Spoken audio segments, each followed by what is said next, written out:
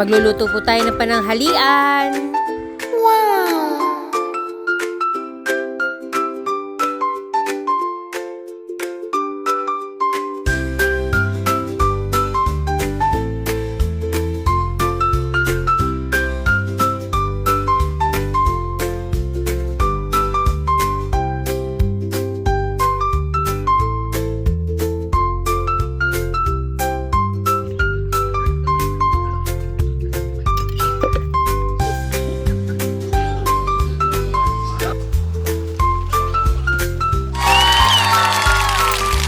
Hello everyone! Ayan, kakainin po natin today ay paksiw na kapak.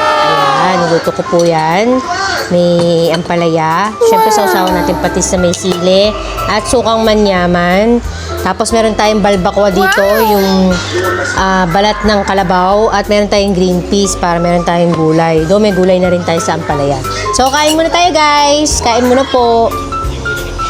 At syempre, kung gusto niyo malaman kung anong pinagsasabi ko dyan habang kumakain ako, nasa live ko lang po yung pinag-uusapan namin. Yun lang. Share lang naman guys. Maraming salamat sa panonood.